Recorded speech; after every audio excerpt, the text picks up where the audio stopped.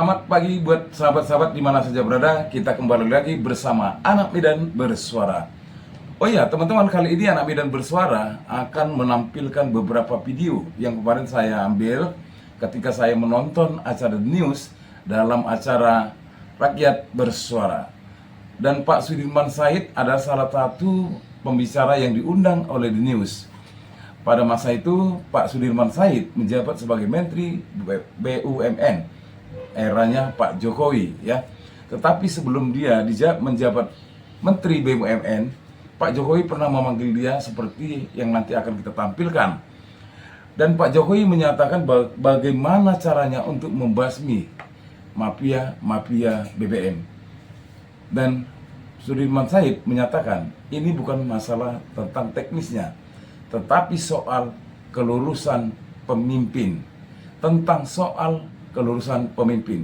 Tapi ada baiknya Anak Medan Bersuara akan menampilkan videonya dulu agar kita semua paham. Sebentar teman-teman. Kalau menurut Anda, kasus ini adalah kasus yang paling besar sepanjang sejarah korupsi Indonesia. Ini luar biasa. Apa yang terjadi? Anda punya pendapat soal itu? Iya, terima kasih. Sebenarnya saya itu sejak angka itu muncul ragu-ragu. Ragu-ragu, kenapa? Apakah iya kita ini segila ini gitu ya? Anda nggak yakin? Apakah kita sudah sampai pada level seperti itu? Karena Bukan, Anda nggak yakin Pak Sudirman atau? Pertama kan memang itu masih dalam proses ya. Oke. Sampai pengadilan memutuskan ya kita bisa menyimpulkan. Tapi yang saya prihatin sekali itu wajah-wajah yang pakai rompi apa tuh? Jingga. Rompi orange. Orange. Oh pink, Pink, ya? mohon maaf ya. Pink. Oh, pink ya. Itu wajah muda-muda loh Mas. Itu muda-muda. Ya. Apakah kita itu mengalami kaderisasi dalam soal korupsi gitu? Tapi jumlahnya begitu besar. Jadi itu membuat saya sampai hari ini masih terus seperti apa iya kita ini sudah sampai ke sana gitu. Dan kalau itu terjadi, kita patut bertanya kita ini negara apa? Kita ini bangsa apa gitu? Kalau tiap hari muncul begini terus ya, politik demi politik itu hanya ribut. Saya menyebutnya berganti pemain. Modusnya sama. Terus kita mau kemana sebetulnya? Itu menurut saya sesuatu yang harus kita tanyakan dengan lebih dalam. Dan saya sepakat dengan tadi perdebatan tadi bahwa memang mesti dijernihkan, tetapi menurut saya itu levelnya level sangat teknis. Saya ingin menyampaikan cerita ketika saya dipanggil oleh Pak Joko Widodo pada tanggal 26 Oktober 2014. Pertama kali saya ketemu. Oke. Ketika saya tidak tahu hari itu apakah akan diangkat jadi menteri apa enggak, tapi beliau mengatakan ini mafia bagaimana cara mengatasinya segala macam.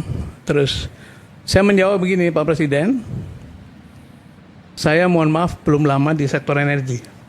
Mungkin baru 10-12 tahun. Tapi bagi saya menyelesaikan masalah energi dan meluruskan kembali soal efisiensi Pertamina, mafia segala macam itu bukan soal teknis, tapi soal kelurusan pemimpin negara. Soal? Kelurusan pemimpin negara. Ketulusan. Kelurusan. Nah, jadi saya bisa menyimpulkan apa yang dikatakan oleh Pak Sudirman Said tadi. Kelurusan pemimpin, bukan soal teknis. Mengingat pelaku yang ditangkap baru-baru ini oleh Kejagung, ya, terjerat dengan korupsinya di Pertamina, masih muda-muda. Dan mereka ini adalah profesional, bukan orang-orang partai. Tetapi gimana ya? Dengan uang yang sebegitu banyak, mereka mau kemanakan? Seperti yang dikatakan oleh Bung Ray Rangkuti di dalam acara yang sama. Namun di atas semua itu teman-teman, yang menjadi pertanyaan buat kita semua bangsa Indonesia, khususnya rakyat Indonesia, ada terjadi pagar makan laut. Ada terjadi PIK 1, PIK 2. Ada terjadi program agraria food estate. Salah satunya di Sumatera Utara, Tapanuli Utara, dan lainnya barangkali di Kalimantan dan di Papua ataupun Merauke. Ini belum terselesaikan. Ada muncul lagi pelaku korupsi pengadaan kapal. Dan ada lagi yang paling memang sangat luar biasa. Apakah ini menjadi sesuatu pertanda buat kita? Mau dibawa kemana negara ini?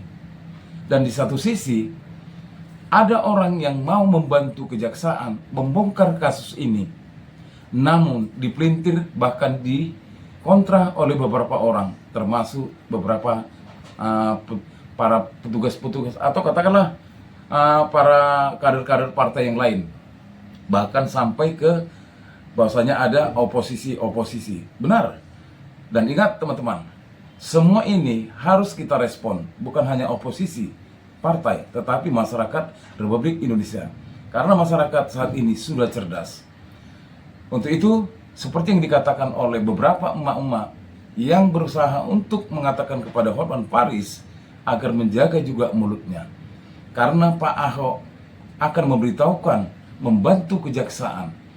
Dan ini kenapa harus Pak Ahok yang dipojokkan. Kalau memang kita mau sepakat, seperti yang dikatakan oleh beberapa orang, nanti akan saya tampilkan videonya, sesuai dengan undang-undang jabatan-jabatan BUMN.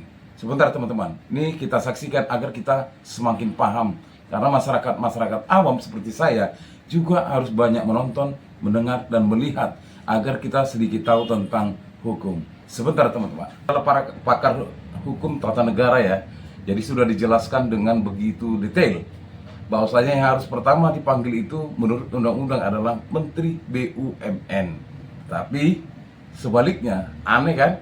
Jadi seperti yang dikatakan di akhir tampilan video tadi ya, orang baik, kalau di negara kita ini orang baik itu akan dinonaktifkan, dan orang yang tidak baik itu yang akan dipertahankan. Sepertinya benar teman-teman.